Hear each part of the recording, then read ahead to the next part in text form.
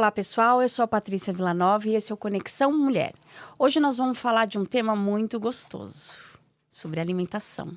Comer bem faz bem. E quem vem falar isso com a gente é a Nath, nutricionista. Seja bem-vinda, Nath. Muito obrigada por aceitar o nosso convite. Obrigada eu pelo convite, Paty. Eu estou muito feliz de estar aqui.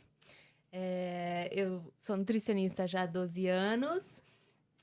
Tenho pós-graduação em nutrição clínica e estética, nutrição esportiva funcional e agora estou me aventurando na psicanálise. Meu Deus, que tem tudo a ver com a alimentação, a psicanálise? Ah, com certeza, né? Muitas pessoas, elas comem principalmente emocionalmente. A comida, ela tem muita relação com a questão afetiva, né? Sem dúvida.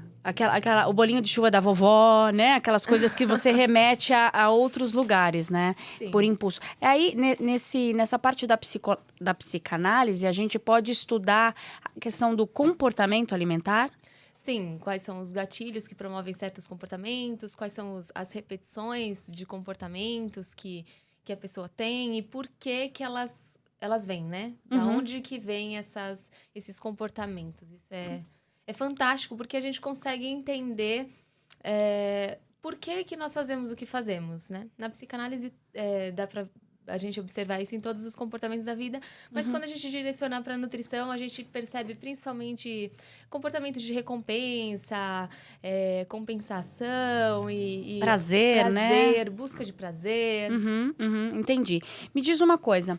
Aqui, como a gente é focada nas mulheres e muitas mães, o que acontece com o nosso corpo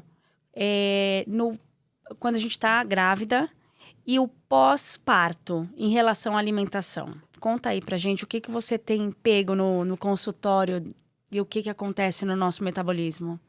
Bom, vou contar primeiro um pouquinho do que acontece com o nosso corpo e quais são as nossas necessidades nutricionais. Tá bom. Primeiro na gestação? Sim. Acho que é interessante, né? Quando a mulher ela fica grávida, ela tem uma série de mudanças hormonais que geram várias alterações realmente de enjoo, fome, vontade de comer, né? Nada disso é inventado. Claro.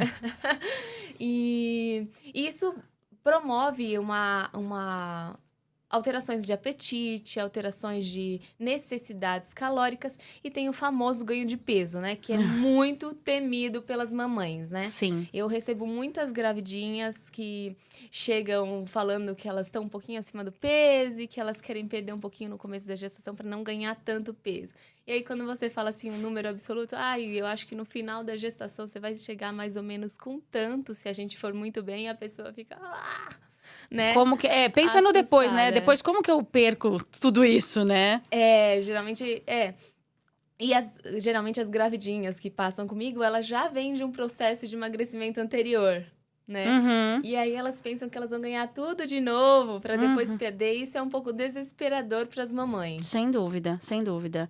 Mas o que acontece com o corpo nesse momento? Por conta dos hormônios é que a gente tem essa necessidade de comer mais. Sim, mas nós temos uma produção de várias coisas, né? Nós vamos ter a placenta, o bebê que está crescendo ali dentro, né? Então, a gente tem o líquido amniótico. Então, o peso, ele não é de gordura, necessariamente. Mas, hormonalmente, você está programado a armazenar mais gordura para gerar um estoque de energia para a amamentação.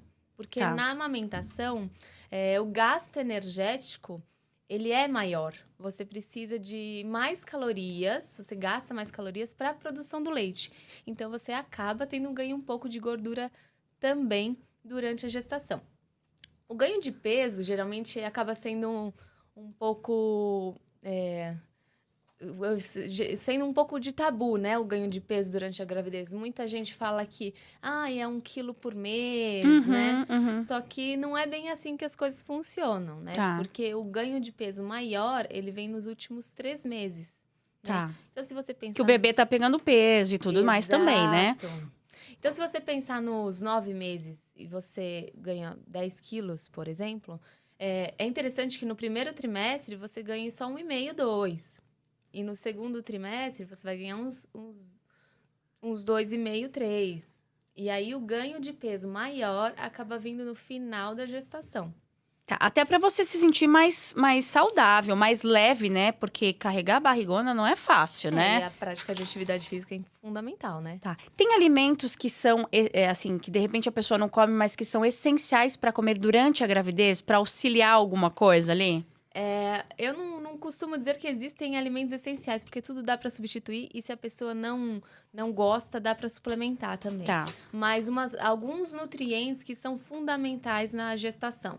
Primeiro trimestre é ácido fólico, né? Que Tá. a maioria das obstetras, elas já prescrevem a suplementação de ácido fólico, né? Sim. Porque é importantíssimo para a formação do tubo neural do neném. E ela está presente aonde, né? Está presente nos folhosos verdes escuros, principalmente.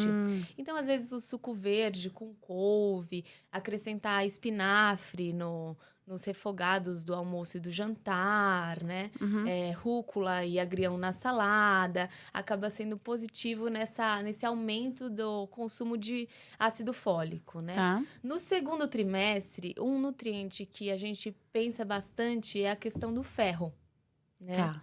E aí, ferro é carnes, né? Principalmente as vermelhas,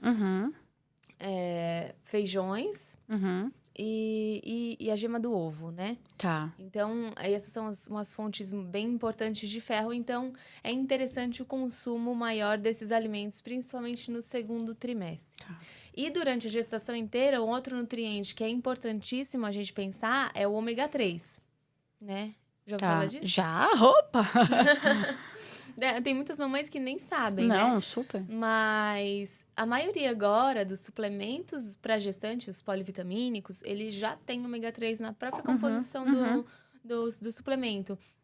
Mas ele é importante na gestação inteira. E nos alimentos, ele está presente principalmente nos frutos do mar e peixes de água salgada. Mas só ali não tem nada diferente. E se a pessoa não come frutos do mar?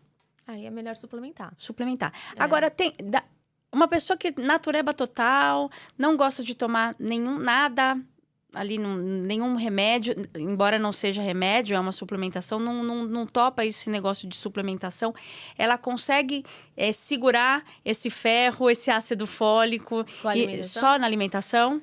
Ela consegue consumir a quantidade adequada, assim, mas a pessoa precisa ter uma rotina muito rígida. Para que serve a suplementação, né? Para garantir que a pessoa coma aquela quantidade de nutriente todos os dias. Porque como a gente acaba tendo uma variação da alimentação diariamente, então pode ser que um dia você coma uma carne que tenha... Vamos supor que um dia você comeu fígado. Fígado é riquíssimo em ferro. Você comeu ovo, fígado... ok, bateu, arroz, feijão. Sobrou. Aí no outro dia a pessoa não come ovo de manhã, acaba, sei lá, tomando outro tipo de proteína ali, um atum, e no almoço come o frango e no jantar outro peixe. Então aí o consumo de ferro dela vai cair. Entendi. E aí acontece essas variações nos dias, né? Um dia a pessoa vai comer uma coisa, no outro dia vai comer outra, né? Então o consumo de vitaminas e minerais varia. E se você precisa garantir uma quantidade... Diária, né? Diária, a suplementação acaba sendo nossa aliada. E se ela, vamos supor, ela não se extrapolar, não tem, tem o mínimo, mas não tem o máximo diário?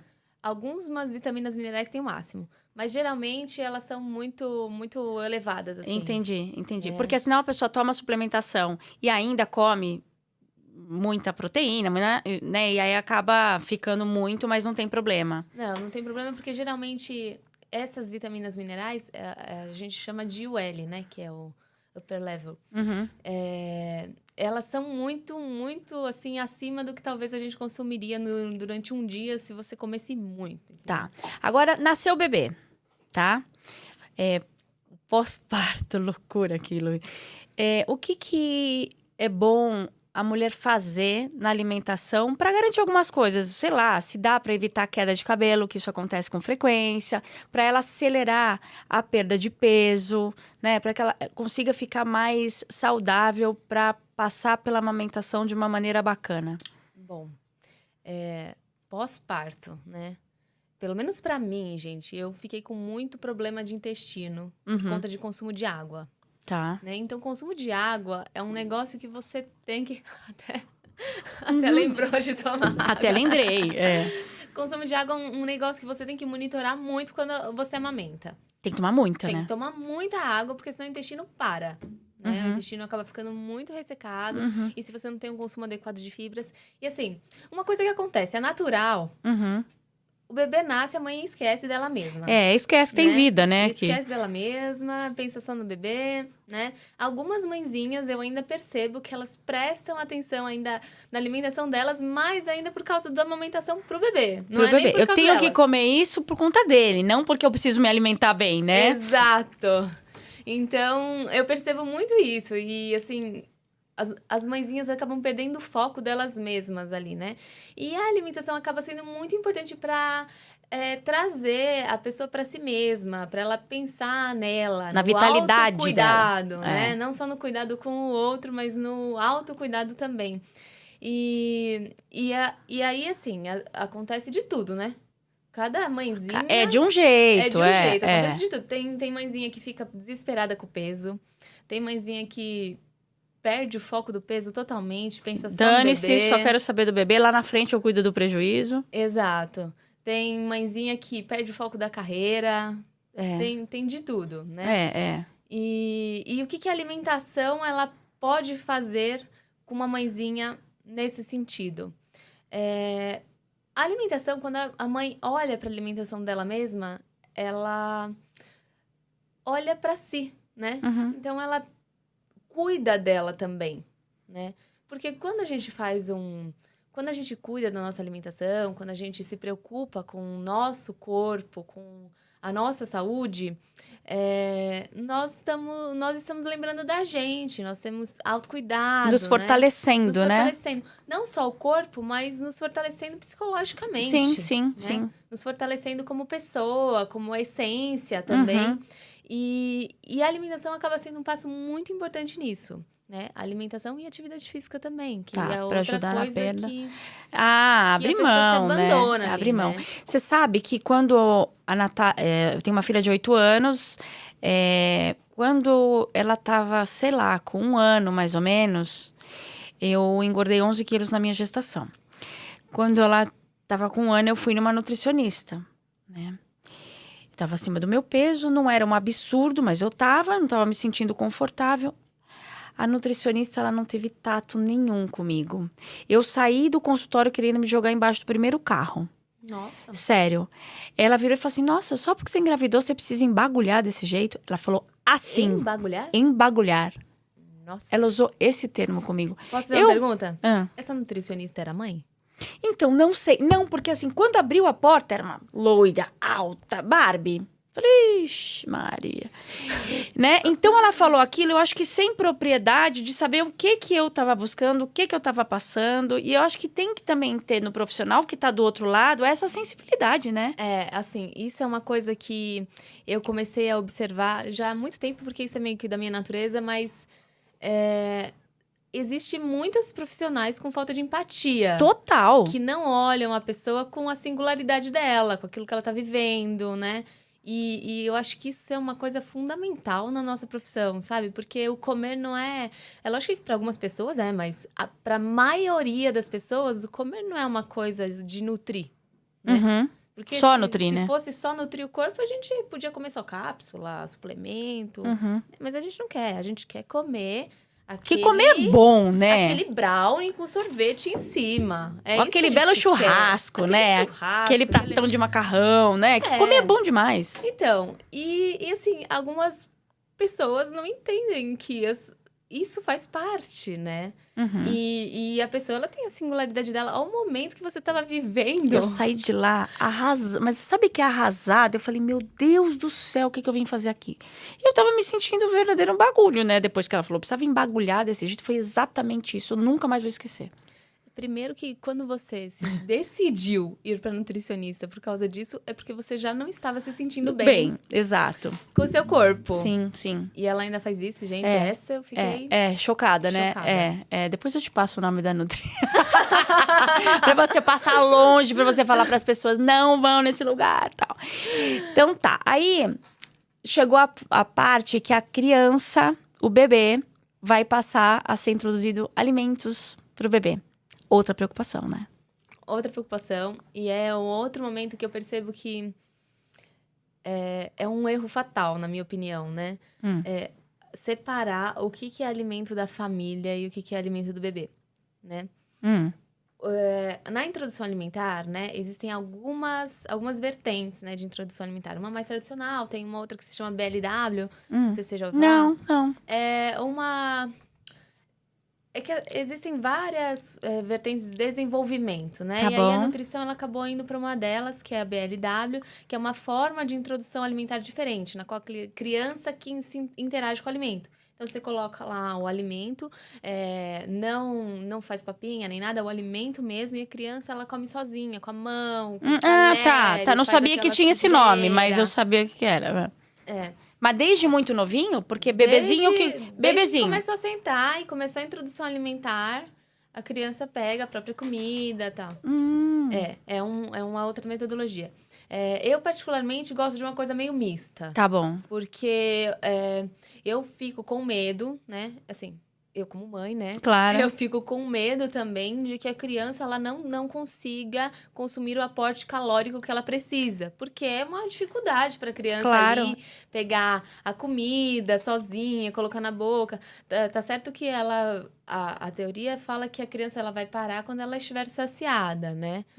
Mas pode ser que ela pare porque ela cansou de tentar, entendeu? Não conseguiu. É uma subjetividade ali da criança, claro, né? Que a gente também nunca vai saber, né? Mas eu, particularmente, tenho medo de que a criança não consuma um aporte calórico necessário. Então, eu gosto de uma coisa meio mista, assim, Tá, e o que seria esse meio mista? Você... O que eu gosto de prescrever, né? De indicar quando é a introdução alimentar, né?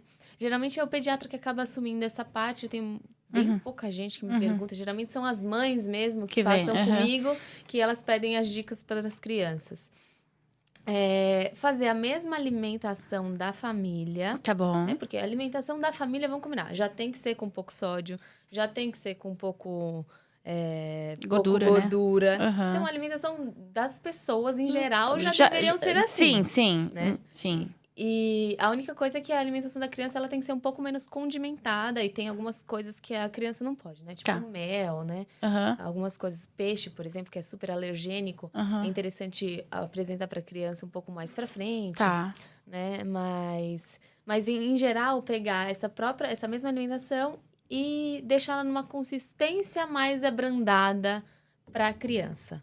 Não fazer papinha batida, nem peneira, nada disso, mas deixar numa consistência mais abrandada. Então, por exemplo, o arroz, fez o arroz da família, separa um pouquinho do arroz do bebê, cozinha um pouquinho mais, pra deixar meio mais papinha, de água para deixar uma papinha. Tá. Né? O feijão amassar. O feijão dá uma amassadinha com garfo. Tá, mas coisa sutil, né? Coisa sutil. E aí, com o passar dos meses e introduzindo cada vez menos essas intervenções na alimentação da família. Tá bom. Né? Porque o Ministério da Saúde recomenda que a partir de 1 ano de idade a criança já pode ter a alimentação da família normalmente. Tá bom, né? Beleza. E isso é uma coisa que as pessoas, elas... Às vezes, a criança continua comendo papinha até, né? Mais fácil, né? Eu me lembro que quando a minha filha começou a comer, eu fazia papinha. Mas aí, foi a única vez na vida que ela comeu uns alimentos que nunca mais eu coloquei. Cará, por exemplo. Inhame. Eu colocava tudo, fazia uma maçaroca de um monte de coisa lá, cozinhava, passava no liquidificador e tal. Nunca mais Por que só naquela época eu tive essa preocupação, né? De oferecer isso? Eu sei por quê. Você sabe por quê? Me explica. Que com certeza um monte de gente fez a mesma coisa. Porque não é do seu hábito. Comer essas coisas. Se fosse do seu hábito comer essas coisas, ela comeria. Sim. Por exemplo, uma criança do Nordeste. A criança do Nordeste, quando tá com 1 ano e meio, 1 ano, já tá comendo cuscuz no café da manhã. Olha que legal. Já tá comendo tapioca. Aqui, a criança, no café da manhã, vai comer um pão, né?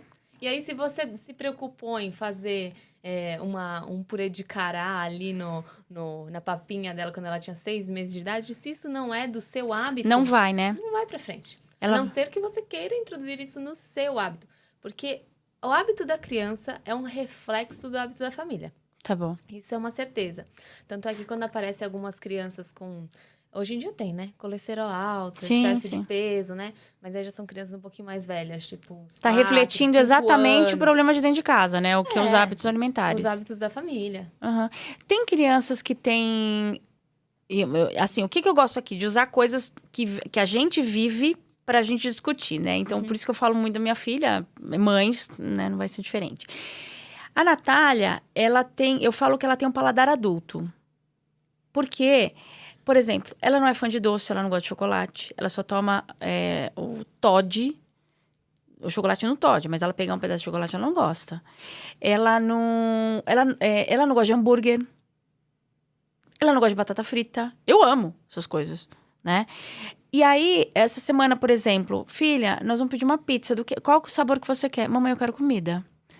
Entendeu? Então, ela...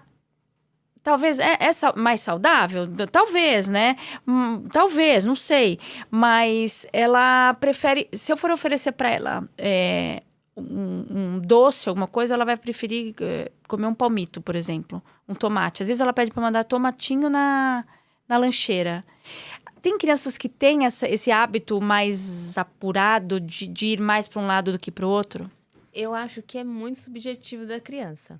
Eu tenho 2 filhos, né?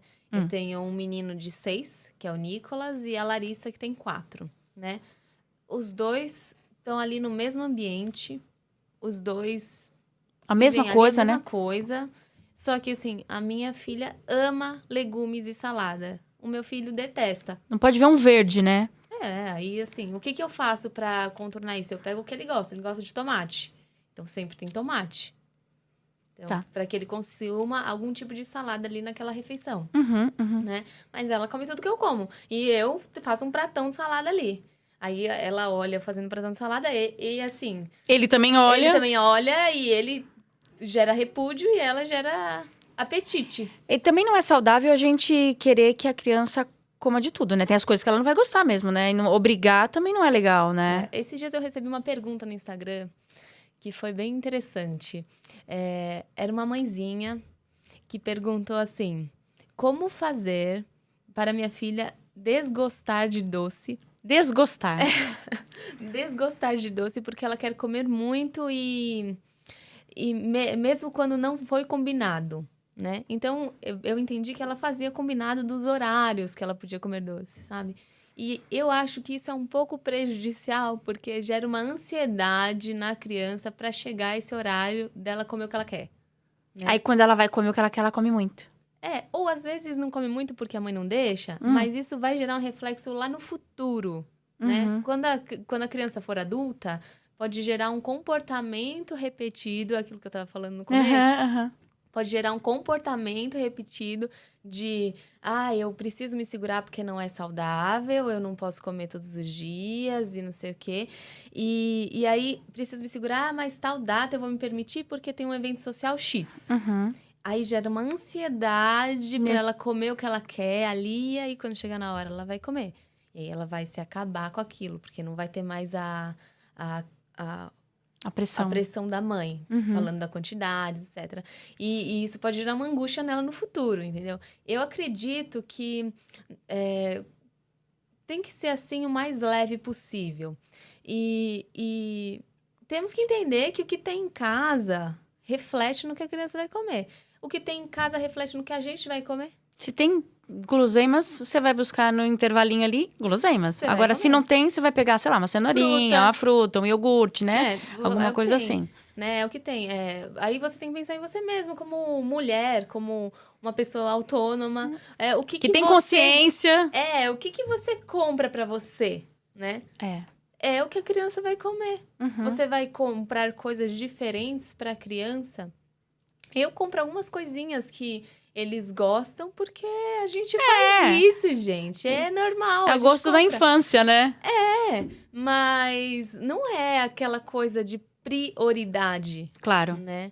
Tem casas que a prioridade acaba sendo ali a alimentação da criança. Mas é a alimentação de todos, porque a alimentação de todos deve ser saudável. Sim. Né? Sim. Então, o carro-chefe da minha casa, por exemplo, é a feira. Né? A feira que é o mais importante. Ter sempre fruta, ter sempre legumes. Eu falei do meu filho, mas ele come cenoura crua, por exemplo. Então, se eu corto a cenoura em palitinhos assim, ele come. No meio da tarde, assim. Mas ele também come rosquinha de chocolate. Entendi. Você falou em cenoura crua, eu lembrei de uma coisa. Teve uma vez que eu fui oferecer pra Natália um bis, né? E era aquele bis Max que vem mais chocolate. Falei, filha, você quer experimentar? Eu quero, mamãe. E não sei, acho que meu marido, na hora a gente tava na cozinha, ele abriu a geladeira. E ela viu que tinha mini cenourinha. Ela falou assim, mamãe, não quero isso não, vou comer cenoura. Falei, tá bom, né? Meu, que fofo, né? Mas por conta desse hábito que eu te falei, como ela não é muito fã, ela prefere a cenoura do que o chocolate. Falando em comportamento, eu acho que eu li uma vez, eu não vou saber onde, aí eu queria que você me confirmasse isso. Esse negócio de a gente falar pra criança assim, pôs no prato, você vai ter que comer tudo. Sempre assim, vai ter que comer tudo, come até o fim, come até o fim, come até o fim, come até o fim.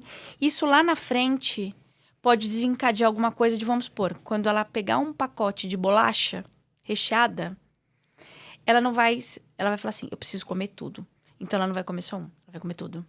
Ela não vai comer só um pedaço de pizza, ela vai querer comer tudo. Isso tem ligação? Sim, isso tem ligação, sim. Porque isso é uma questão sobre saciedade, né? Tá. Se você não respeita, a criança, ela tem sensação de saciedade. Ela comeu, ela sentiu saciada. Ela comeu a quantidade que ela quis ali e se sentiu saciada. Ela sabe quando que ela está saciada, né? E aí ela para de comer. E ficou coisa no prato, ela tá saciada. Se você força isso, você vai fazer aquela criança entender que ela tem que comer até o final, mesmo já estando saciada. Então, na vida adulta, ela não vai mais respeitar a saciedade dela. Tá bom. E isso a gente tá falando de saciedade. Agora, eu costumo falar que a gente fala assim, tô satisfeito. Mas o satisfeito não tem a ver com saciado, né? Já parou pra pensar nisso? Não.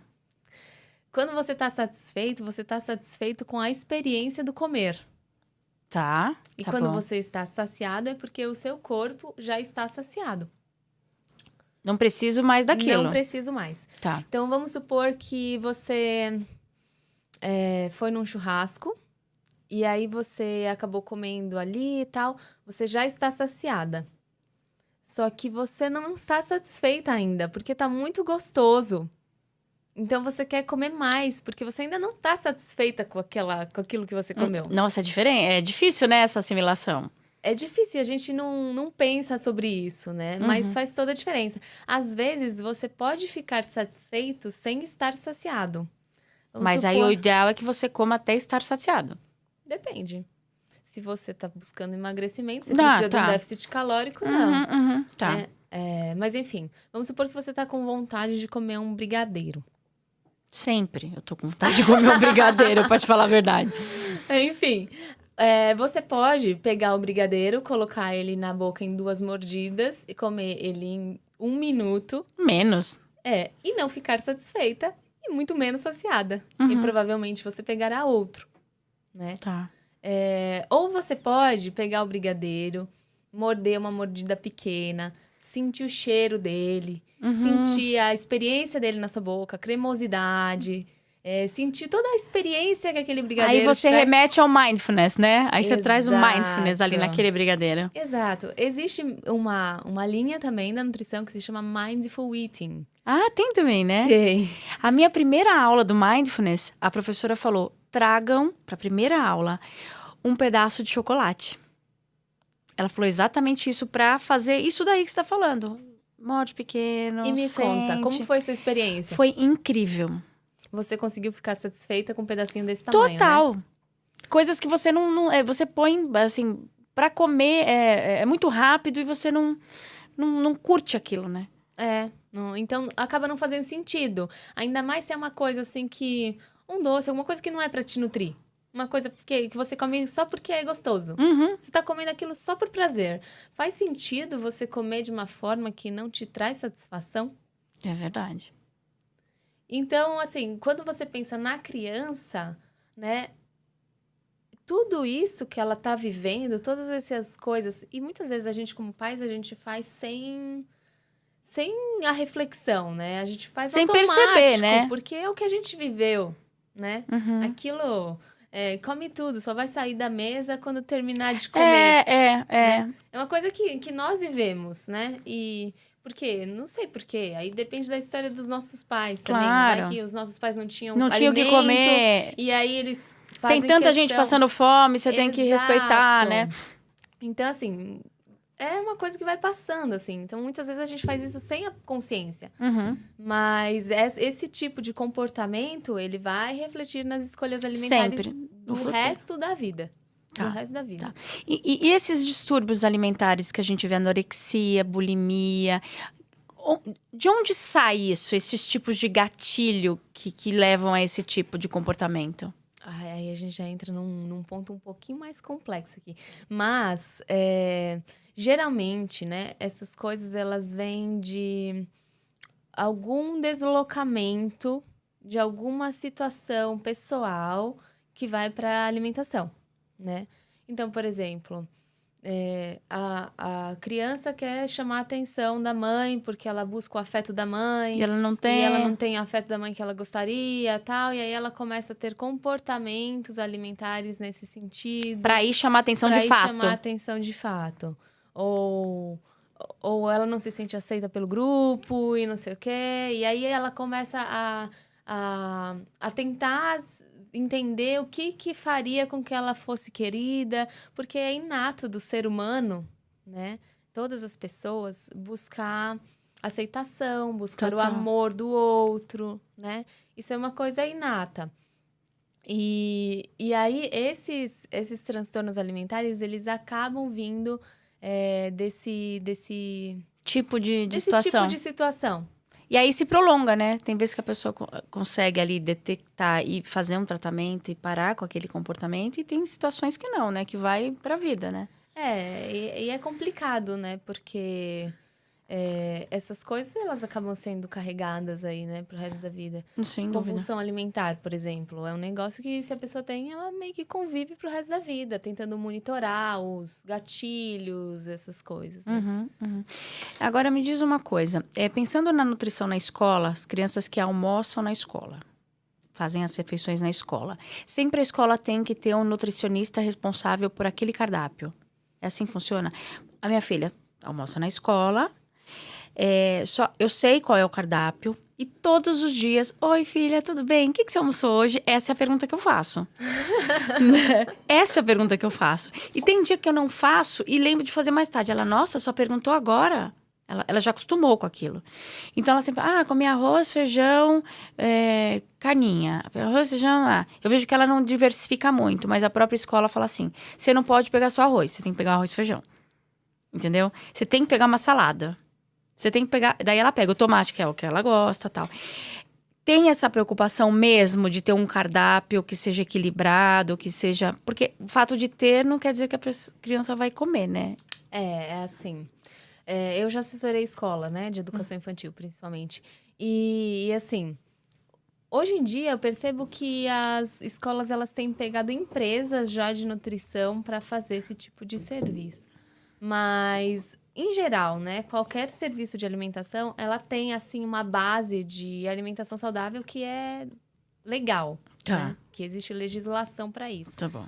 E aí precisa ter o prato base, que é o arroz, feijão. Geralmente precisa ter algum tipo de salada cozida e o prato proteico, né? Que aí é carne, peixe, frango, vai dependendo do lugar, tem várias opções de cada coisa, não sei o quê. E nas escolas existe essa preocupação, tá? Principalmente porque se trata de crianças e os pais cobram isso, né? Até merenda, né? Até merenda. Existe essa questão legal dentro da rede pública também. Tá. E assim, geralmente vai assim de escola para escola a conduta com relação a como que vai ser montado esse prato. Tem algumas escolas que prezam a autonomia. Então, a criança mesmo escolhe aquilo que ela vai pôr e a tia coloca. Dependendo da idade da criança, a criança já se serve sozinha.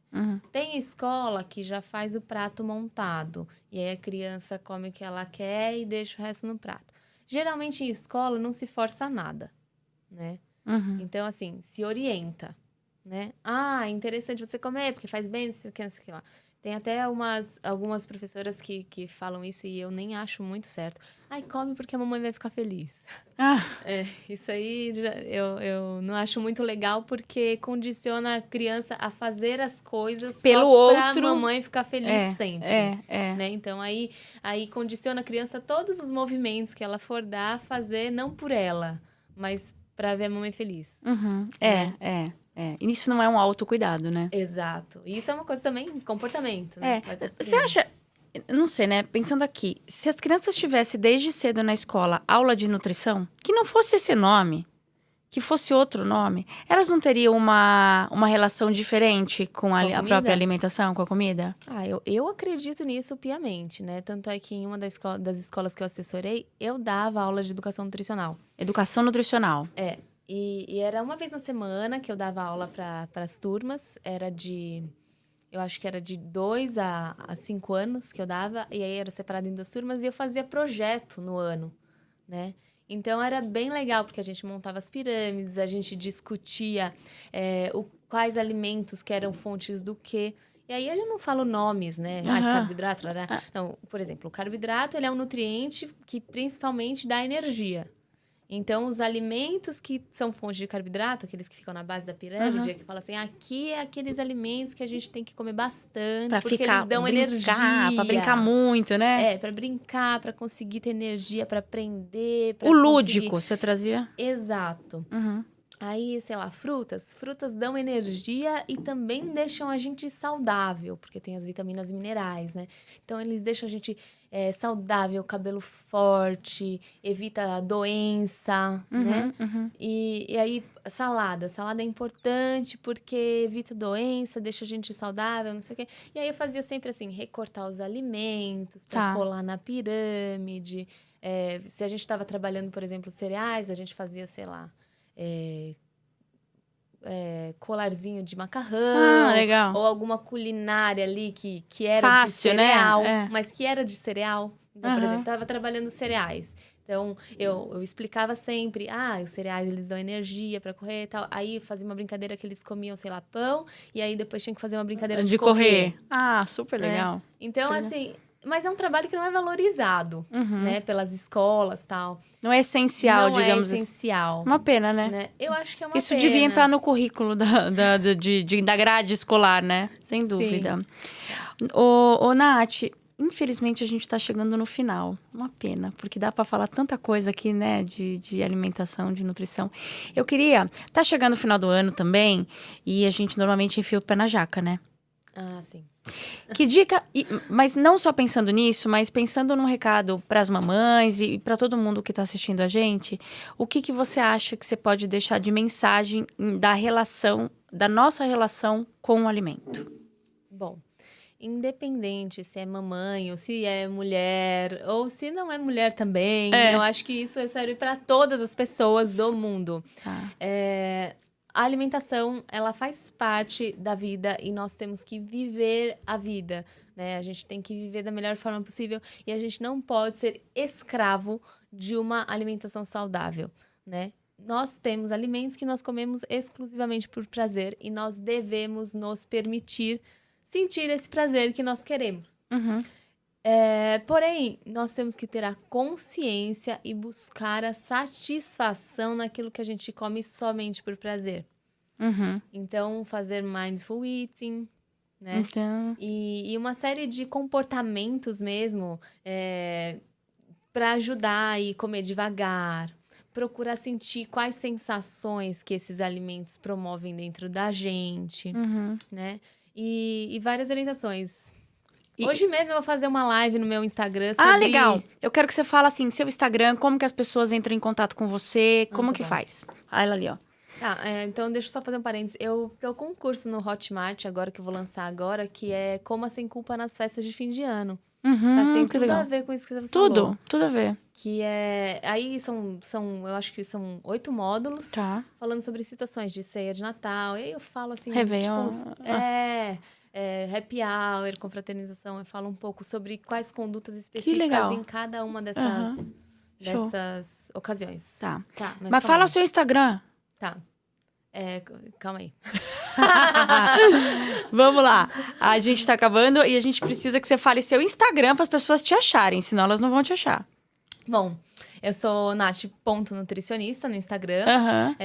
Eu tenho um canal no YouTube que tá bem devagarzinho também, que também é Nath.nutricionista. Tá bom. E dentro do próprio link do Instagram, vocês encontram formas de entrar em contato comigo. E eu tenho um site também, que é nathnutricionista.com, www.nathnutricionista.com. Legal. E esse programa do Coma Sem Culpa nas festas de fim de ano é no www.nathnutricionista.com/Coma Sem Culpa. Legal, a gente vai colocar tudo isso na descrição do vídeo, para as pessoas acharem mais fácil, tá bom?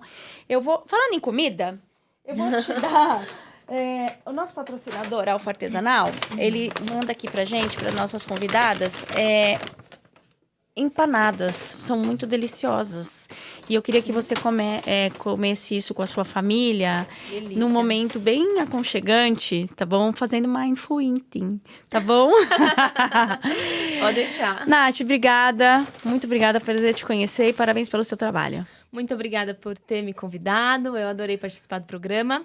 Quando precisarem, estou à disposição. Ótimo. Gente, comer com consciência, seja nas festas de final de ano ou não. Ensinar os nossos pequenos a comer sempre bem também, tá bom? Um beijo e até o próximo episódio.